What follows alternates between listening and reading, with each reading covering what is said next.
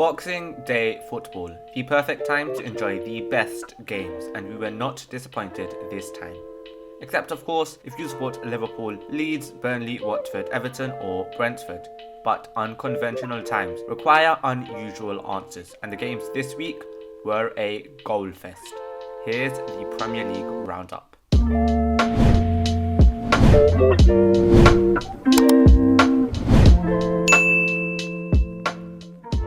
Start off with an upset in East London where West Ham took on Southampton and an early lead was obtained by the Saints as Elionucci scored from the edge of the box to give his side the lead in the 8th minute, 1-0, but Antonio came off the bench in the second half to nod in the equaliser. The Hammers' efforts were meaningless though, as Craig Dawson stumbled into Armando Broja and Ward-Prowse tucked in the penalty to restore the lead. 3 minutes later, another goal from Benrahma, but 6 minutes after that, Bednarek grabbed the winner to conclude the game 3-2.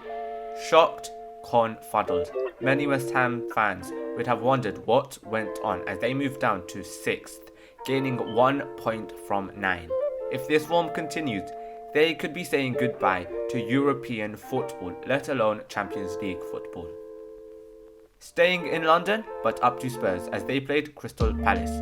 Continuing on from last week, Kane scored, then did Moura, then did Son, with Wilfred Zaha getting sent off in the game too, as he let his anger get the better of him. An exceptional performance from Lucas Moura, who managed to get 2 assists and a goal, and Tottenham won 3-0. Conte still remains unbeaten in the league, and is developing a side that seems to be well and truly determined to get that 4th spot, possibly even win a trophy this year. From one North London team to another as Norwich played Arsenal. Early opener here too as Saka curled one in after 6 minutes, followed by Tierney just before the break of the post. Saka got his second of the match in the 67th minute and Lacazette converted a penalty to bring the Gunners 4 in front. And who else but Emile Smith-Rowe to bag the final goal in the 91st, his 3rd in the league in a row off the bench. And Arteta also has his side determined for that 4th spot, although they may have to be patient with other teams playing less games than them, and them missing their games against Wolves mid-week.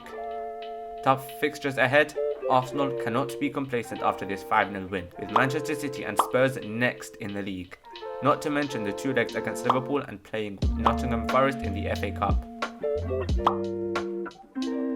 Following on from this, we have Manchester City against Leicester, and this game was definitely the best of the bunch. Quick fire from De Bruyne, a penalty from Mahrez, Gundogan, and another penalty from Sterling meant it was 4-0 after 25 minutes.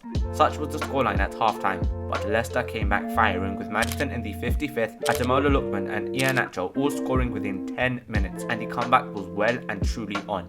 Yet, 4 minutes later, the Foxes' dreams were spoiled as Laporte headed in as well as a Sterling second in the 87th minute. A final scoreline of 6-3. Any neutral could not be disappointed, but if you are a Leicester fan, surely you would have to worry whether European football can be achieved this season. Swiftly onwards to Aston Villa welcoming Chelsea. A well-anticipated match as Steven Gerrard's Villa took on a fluctuating Chelsea side, and Reece James's freak on goal was not the ideal start in the 28th minute.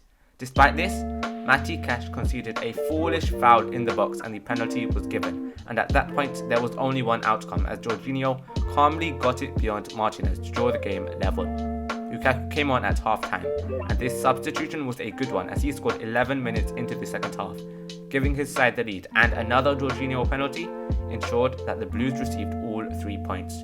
A cruel way to lose for Villa, but 3 much needed points for Tuchel's Blues. The penultimate match of the week was Brighton against Brentford, and this game saw Robert Sanchez in the form of his life. Despite 6 shots on target, the Bees could not find a way through. Trossard lobbed the keeper in the 34th minute to provide the lead, and Mowbray 8 minutes later against his former team as they sailed to a 2-0 victory. This crucial 3 points sees the Seagulls reach the top half of the table, in a decent scenario for Graham Potter. Concluding, we have Newcastle against Manchester United, and the Toons took the lead quick as St. Maximin scored a great goal into the top corner. What was disappointing was the effort that the Man United players put in.